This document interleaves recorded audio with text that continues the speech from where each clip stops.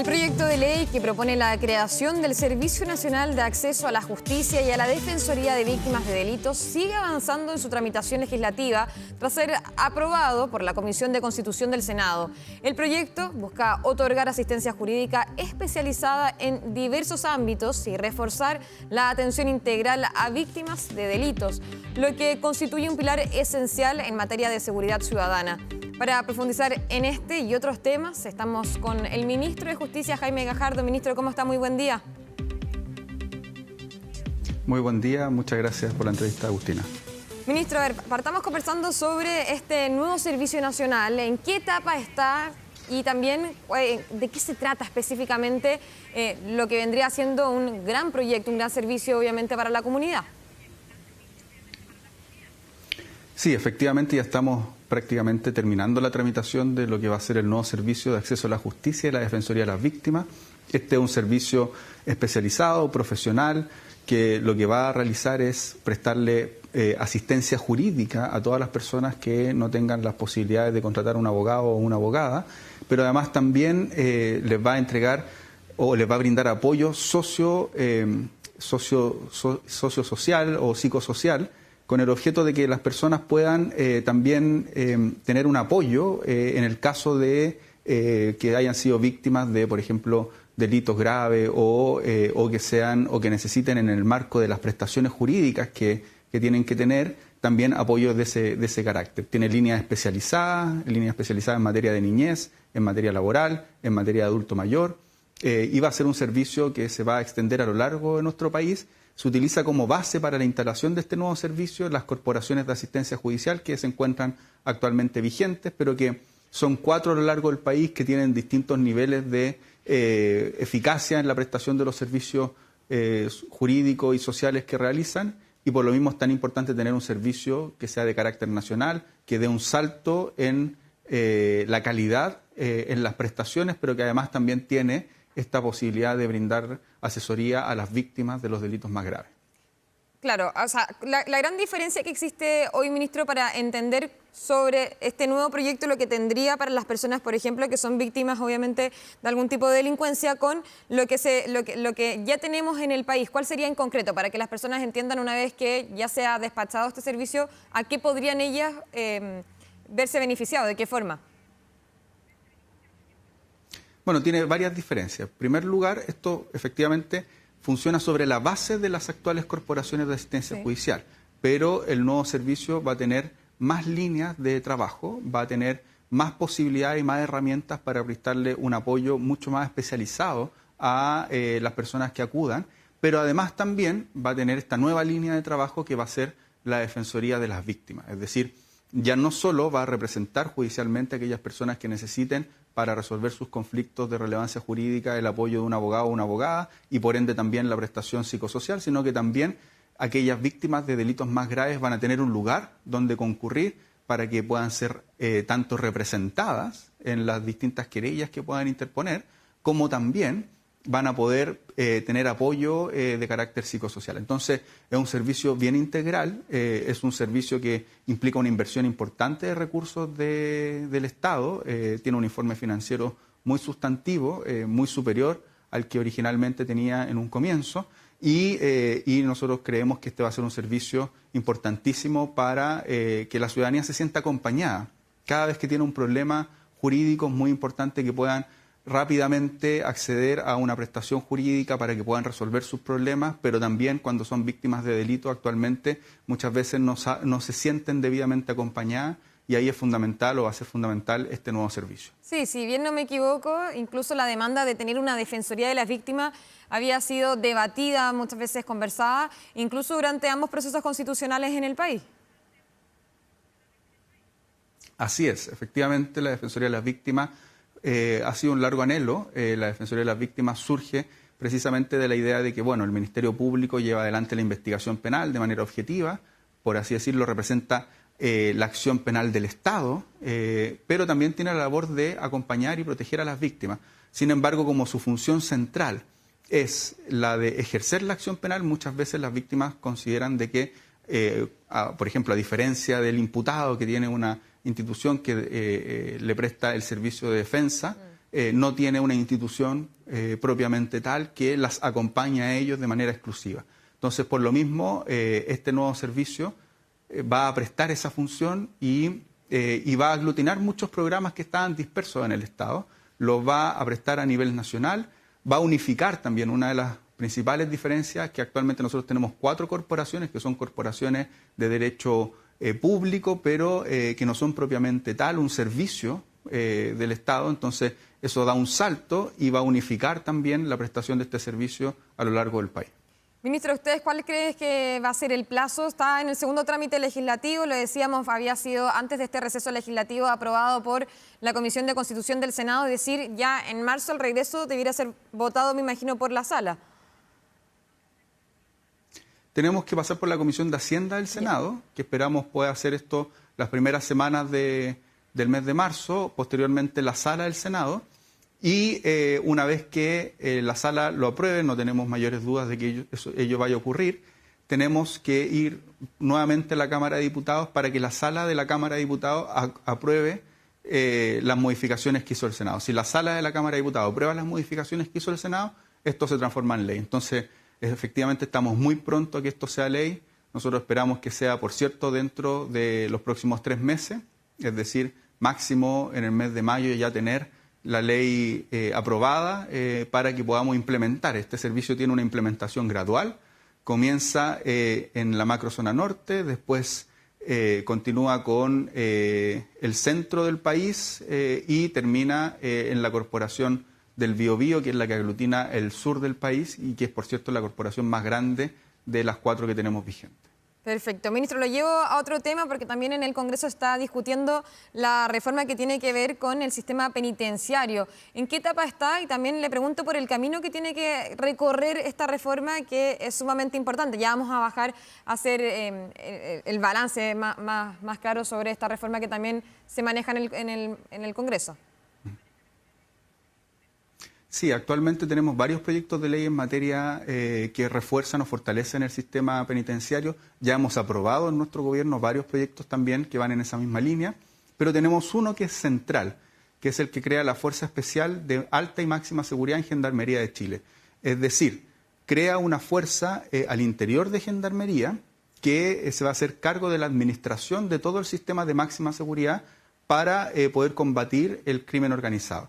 Nosotros para esto tuvimos la asistencia técnica de expertos del programa El Pacto, que es un programa de asistencia técnica de la Unión Europea para combatir el crimen organizado transnacional, y si lo vemos en términos de modelo se parece mucho lo que nosotros estamos haciendo a lo que hizo Italia con el grupo operativo móvil dentro de la policía penitenciaria para precisamente enfrentar las bandas criminales vinculadas con la mafia italiana. ¿Usted estuvo Entonces ahí, estamos de creando hecho, ¿o no? un grupo de élite. Sí, estuve precisamente con el ministro de Justicia italiano. Nosotros tenemos muchos proyectos de cooperación con Italia porque ellos han sido, a través de sus distintas instituciones, han sido bastante generosos en colaborar con nuestro país. Entonces tenemos actualmente trabajo con expertos en materia penitenciaria, tenemos también trabajo con expertos en cuanto a la Fiscalía Supraterritorial, otro proyecto que es muy relevante para nuestro país. Se hace también con la participación de la Fiscalía Antimafia y anticrimen organizado y antiterrorismo que tiene Italia. Entonces, estamos reforzando, yo estuve ahí la semana pasada, reforzando los lazos que tenemos tanto con el Ministerio de Justicia como con la Procuraduría General Antimafia, como con el Procurador General, como también con el Instituto Italoamericano, que es precisamente uno de los espacios que ha reunido a los expertos técnicos que nos colaboran en la tramitación de estos proyectos. Así que estamos ya tramitando en el Congreso Nacional este proyecto que es central, creando una fuerza de élite dentro de Gendarmería para enfrentar la situación del crimen organizado, y este proyecto se encuentra en tramitación en la Comisión de Constitución del Senado. Esperamos que salga también prontamente del Congreso porque es fundamental para nuestro país tener prontamente un grupo de élite trabajando especialmente en materia de máxima seguridad. Claro, y es importante también en torno al crimen organizado, que en Chile durante los últimos años se ha posicionado sumamente bien. Ahora, también yo le preguntaba por su viaje a Italia, porque también ha hecho viajes a países acá de América Latina, a Brasil. También entiendo que tiene que ver con viajes a Colombia para precisamente realizar convenios en donde la deportación y sobre todo de personas ya condenadas se pueden realizar de manera más fácil y más rápida, ¿o no? Claro, son dos cosas distintas. Primero, en Colombia, efectivamente, nosotros no tenemos con ellos un convenio vigente para el traslado de personas condenadas. Eso es fundamental porque tenemos más de 2.000 personas condenadas en nuestras cárceles que son de nacionalidad colombiana, y tener ese tratado nos permitiría que esas personas puedan cumplir su condena en Colombia, ¿ya? Entonces, no tenemos vigente ese tratado. Yo fui a conversar directamente con la ministra de Justicia de Colombia para que podamos tener ese tratado vigente. Tuvo una buena recepción y estamos ahora trabajando en las cuestiones más técnicas para que podamos presentarle al Congreso Nacional un tratado de traslado de personas condenadas con Colombia. Pero asimismo también conversé con el ministro Lewandowski, que es el ministro de Justicia de Brasil, para que entre los tres países comencemos a intercambiar información de inteligencia en materia penitenciaria. Y esto es fundamental porque las bandas de crimen organizado transnacional que operan en nuestra región tienen precisamente la capacidad de operar simultáneamente en los países de la región. Vemos que ellos tienen, por así decirlo, encargados en cada uno de los países, pero tienen un mando que es de carácter transnacional. Entonces, la única manera de enfrentarlos eficazmente es con colaboración y cooperación internacional. Para eso, el sistema de inteligencia penitenciario es clave. Nosotros vimos cómo funciona en Europa. En Europa tiene una funcionalidad que es muy precisa, además, que les permite a los países compartir información prácticamente en línea a través del sistema ECRIS. Y lo que hemos conversado con la ministra tanto Buitrago como con el ministro Lewandowski, la ministra de Colombia y el ministro de Brasil, es comenzar a operar un sistema parecido. Para eso, por cierto, también tenemos que suscribir un conjunto de acuerdos internacionales, que es precisamente lo que estamos trabajando en estos momentos. Ministro, y a juicio de usted y de sus pares de los otros países, ¿cómo está el crimen organizado en América Latina? ¿Hay control al respecto o hay descontrol total? Porque viajan precisamente lo que usted dice, de frontera en frontera sin ningún pare. Hay coincidencia en la región de que la principal amenaza que tiene nuestro Estado de Derecho a nivel regional y que por ende también tiene nuestra democracia es el crimen organizado de carácter transnacional. Son las bandas de crimen organizado como el Tren de Aragua, son las bandas de crimen organizado como el PCC en Brasil o el Comando Vermelho en Brasil. Hay plena conciencia de que es la principal amenaza que tiene hoy por hoy el Estado de Derecho, la vigencia del Estado de Derecho y la democracia en nuestros países. Y por lo mismo, la coordinación de nuestras instituciones tiene que dar un paso sustantivo. O sea, tiene que elevarse la capacidad que tienen nuestros países para coordinarse, para tanto realizar las investigaciones penales como enfrentar a este flagelo de manera conjunta. Así que precisamente con los ministros de Justicia de las regiones tenemos esa sintonía. Nosotros venimos bastante tiempo ya trabajando en aquello. Por ejemplo, gracias también a la asistencia técnica que hemos tenido de la Unión Europea, pudimos en su momento constituir la red de cooperación penitenciaria, la red de academias penitenciarias que preside nuestro país, pero tenemos que dar un salto, que es precisamente una de las cuestiones con las que yo fui a conversar tanto con el director del programa El Pacto en España, como también con la autoridad italiana, de que tenemos que dar un salto en esta cooperación, en estas capacidades que tenemos en la región para poder enfrentar de manera mucho más eficaz el crimen organizado transnacional. Ministro, y ese salto, ¿por qué ha costado tanto darlo finalmente si es que efectivamente existe este consenso y a su juicio, no sé, le vuelvo a insistir con la pregunta, existe un control o descontrol de parte del crimen organizado? Si se lo sumo además, por ejemplo, al nivel de violencia que existe en nuestro país. Sí, lamentablemente los países muchas veces son celosos de compartir información delicada, pero nosotros creemos que, sobre todo el año pasado, hemos dado varios pasos significativos. El año pasado se creó la Alianza por la Seguridad y la Justicia, que tiene el patrocinio del Banco Interamericano del Desarrollo. Con el Banco Interamericano del Desarrollo también hemos tenido un trabajo muy importante que ha permitido unir los esfuerzos de la región. Entonces el año pasado firmamos esa alianza. A mí me tocó participar tanto en las reuniones preparativas como en la constitución misma que se hizo de la Alianza por la Seguridad y la Justicia. Y creo que estamos dando los pasos que se requiere para enfrentar esto. Por cierto, y a nosotros como país nos gustaría que esto fuera mucho más rápido, mucho más acorde a la emergencia que tenemos en esta materia. Sin embargo, muchas veces los tiempos en estos temas son un poco más pausados y tenemos que, por cierto, respetar los tiempos de todos los países, pero lo importante es que los pasos que estamos dando son sólidos y van precisamente en el camino de constituir estos trabajos conjuntos.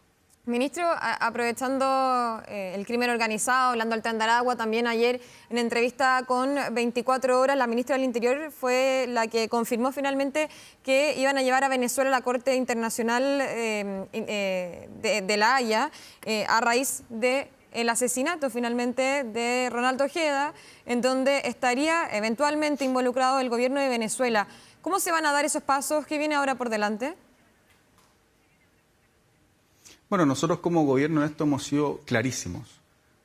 A nosotros nos preocupa profundamente lo que ha señalado el Ministerio Público como tesis que tiene de investigación. Que este crimen es un crimen que se realizó por un encargo, es un crimen en el cual están involucradas altas autoridades del gobierno de Venezuela, es un crimen contra una persona que tenía el carácter de refugiado político, es un crimen para precisamente callar a una persona que tiene vínculos, que tenía en el fondo una motivación política, por ende nos parece algo gravísimo. Si esta tesis del Ministerio Público se llega a comprobar efectivamente en los tribunales, lo que nosotros hemos señalado es que no solo sería algo que no tiene precedente en las relaciones internacionales, sino que, o tiene muy pocos precedentes en las relaciones internacionales, sino que además constituye una grave violación a nuestra soberanía, una violación a los derechos humanos, y, por cierto, también a la víctima, ya que fue una víctima de carácter política. Entonces, nuestro país va a ir poniendo en antecedentes, tal como lo dijo nuestra ministra del Interior, va a ir poniendo en antecedentes a través de distintos organismos internacionales las pruebas, los antecedentes que ya poseemos, y eso es fundamental, que los organismos internacionales en este caso también funcionen adecuadamente. Nosotros queremos que este crimen se esclarezca lo más pronto posible, porque nos parece que la ciudadanía en nuestro país así lo demanda. Efectivamente, nosotros no puede ser que se cometa un crimen por encargo por parte de un gobierno extranjero en suelo nacional. Nosotros, si eso se comprueba, vamos a utilizar todos los mecanismos, tanto del derecho nacional como del derecho internacional, para hacer valer la soberanía de nuestro país. Ministro, pero fue usted mismo el que dijo, de hecho, durante su viaje a España, de que Chile siempre estará disponible para retomar las relaciones, apuntando precisamente al gobierno de Nicolás Maduro. Si esto se confirma, ¿usted mantiene esta línea? Lo que yo he dicho, primero que todo, tiene que ver con señalar lo que nosotros hemos venido diciendo como gobierno de manera permanente.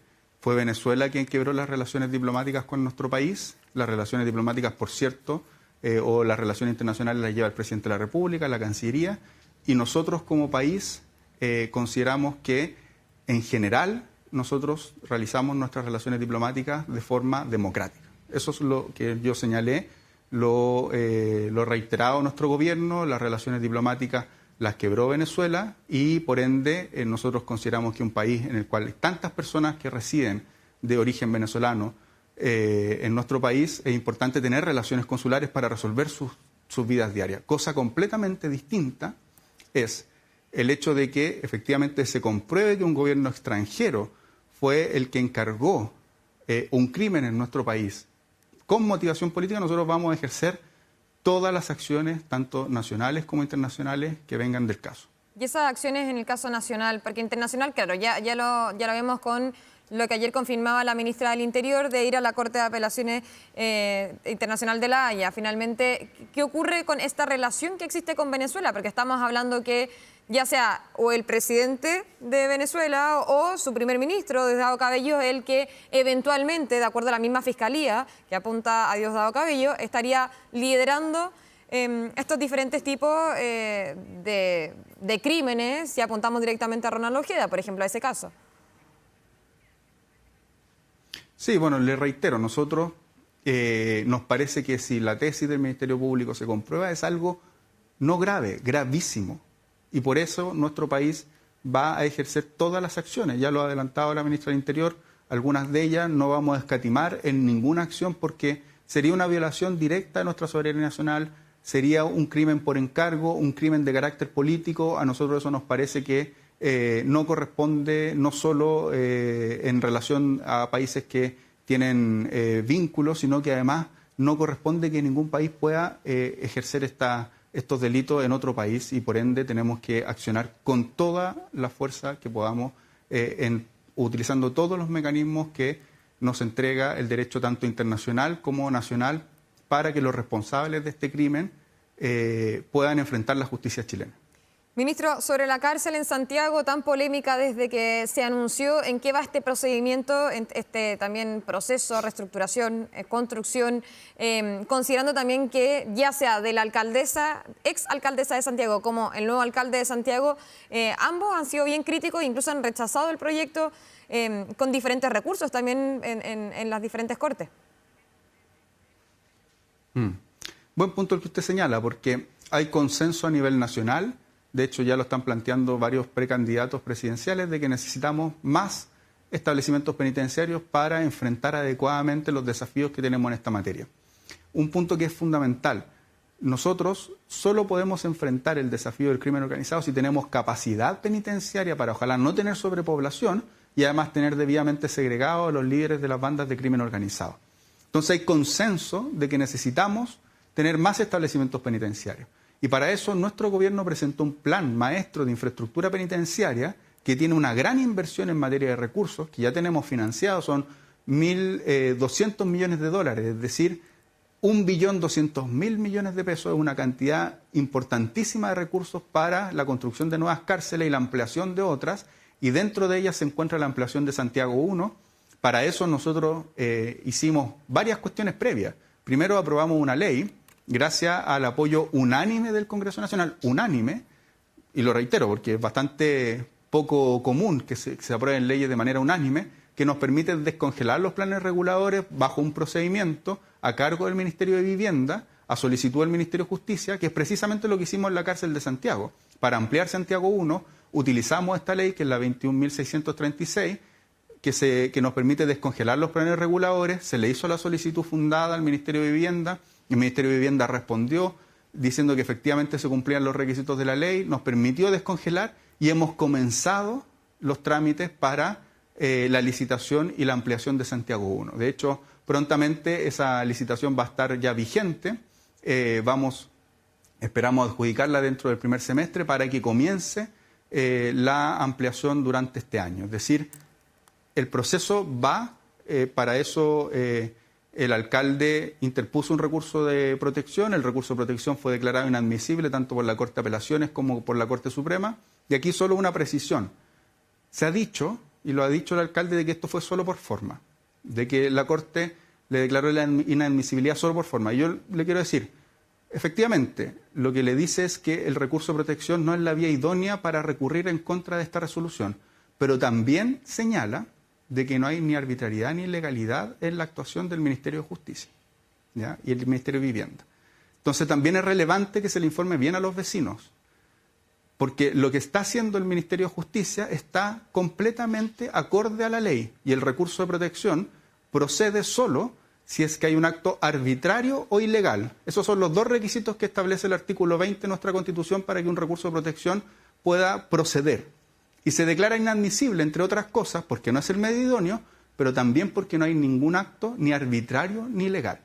Entonces, lo que está haciendo el Ministerio de Justicia con la ampliación de Santiago 1 está dentro de nuestras facultades, está dentro de los ámbitos que la ley nos permite y es coherente con lo que necesita nuestro país, que es ampliar sus capacidades penitenciarias. Lamentablemente, el problema que estamos teniendo en Santiago lo tenemos cada vez que queremos realizar una ampliación o la construcción de una nueva cárcel en cualquier lugar del país, ¿ya? Aunque incluso lo hagamos casi en pleno desierto, como es el nuevo complejo penitenciario del Arenal en Copiapó o el nuevo complejo penitenciario en Calama. En general siempre tenemos problemas con los municipios o los actores locales. Y eso da cuenta de que muchas veces no se comprenden bien las necesidades nacionales.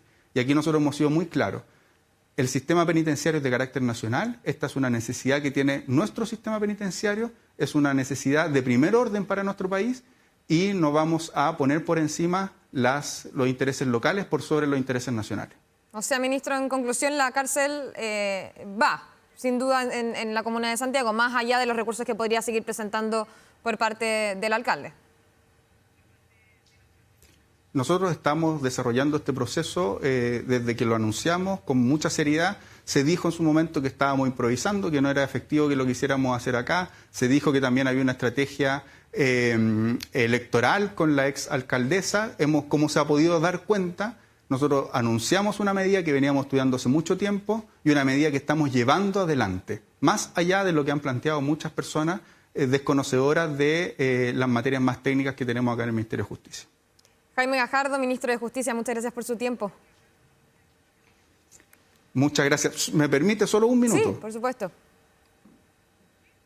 Ya, muchas gracias. Dos cosas. Mire, primero que todo, el día de hoy se conmemora, un día como hoy, en un 25 de febrero, en 1982, fue asesinado brutalmente un dirigente sindical fundamental para nuestro país, para la historia de nuestro país, que es Tucapel Jiménez. Entonces, el día de hoy se conmemora su muerte.